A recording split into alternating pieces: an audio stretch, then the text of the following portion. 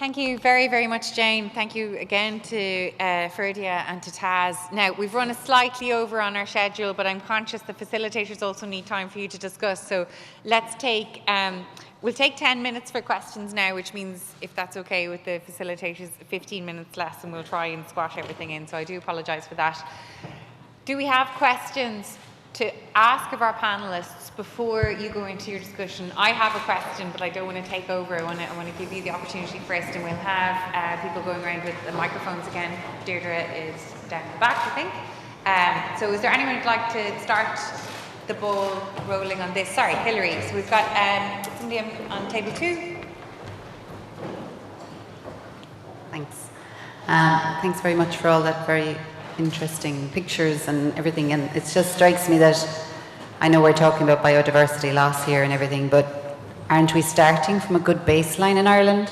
I mean, shouldn't we, be talking about enhancing what we have? It's not all bad news. Like, we have fantastic nature and there's a huge amount of biodiversity in Ireland, isn't there? I mean, we're not starting from a bad baseline, is what I'm trying to say. Thanks, Hilary. Jane? And maybe Ferdia, you might come to you after that? Okay. Thank you. Yes, I agree. Yes, we've got a fantastic baseline, and I think when we talk about biodiversity loss, it's tempting to think it's all in trouble, and it's not all in trouble. There are some parts of biodiversity, some species that are doing absolutely fine, but there are significant parts of biodiversity that are experiencing loss. So I think absolutely celebrate what we've got, and then try and protect and restore those that are in trouble.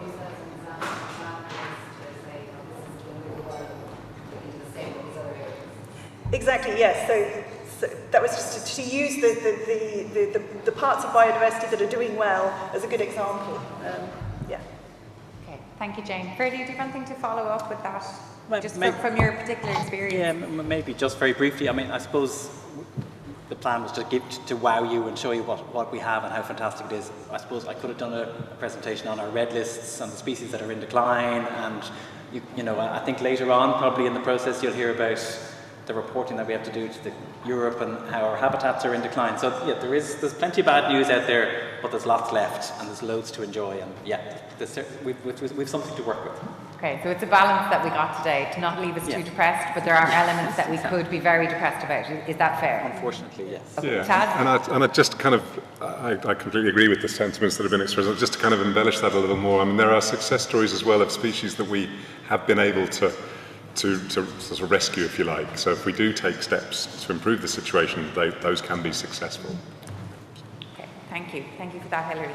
Is there another question from the tables before I take over? Well, I'll ask mine then while we're preparing yours. And I'm putting the hat on for in 6 months' time when we put our recommendations together, and we're now convincing the politicians that they should listen to us and they should take our document seriously.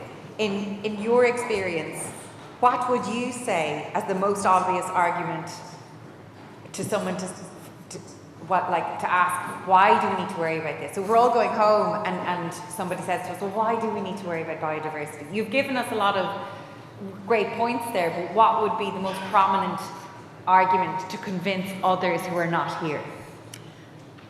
I guess that it's our life support system. So, in a nutshell, none of us are here without biodiversity. So it is our life support system. It underpins our health, our well-being, and our economies, and we need it.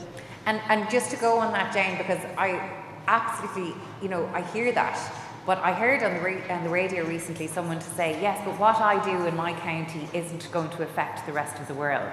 Is there, what would you respond to that? I think that's often a feeling that we can feel overwhelmed. What difference can we make as individuals? But I think we need to remember that the world is made up of individuals. There's 8 billion individuals on this planet. And so individual actions really can make a big difference. And individuals doing something different in their own space, in their own lives, can add up and make a massive difference. So I think I would urge people to not be overwhelmed by the scale of the task. Thanks, Jane. We can't all leave it to someone else, because if we all do that, no one will do anything. Okay. Are there any other questions? Excellent. From table 6, I think it was Liam.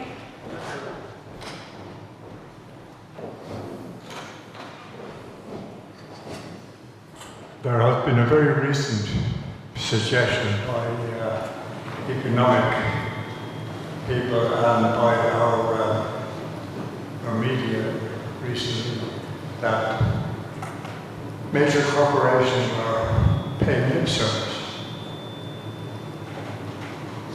If I was talking earlier about regulation, attitude change, and that we should be seriously considering stronger regulation compared to what we had in the past. But if we do apply stronger regulation to the multinationals, we scare them away. That is a good question, Liam, but I'm not sure anybody in our panel can answer that one. Would anyone like to hazard a response? Okay, well, we will actually... Sorry, Liam. Is it a reasonably accurate consideration that they are only paying lip service? Well, do you know what? We're going to definitely be looking at the economic elements of this and the economic aspects of this. It's certainly a point similar to the education. We'll be talking about it later, but not necessarily the experts that we have here right now. So at that point in time, we'll go back to our discussion, and actually it's brought us right back onto our schedule, which is wonderful. So you have 30 minutes now with your facilitators to discuss those presentations. And again, remember, the notes that we have from this will inform what we'll do in the next meetings, okay? So thank you very much.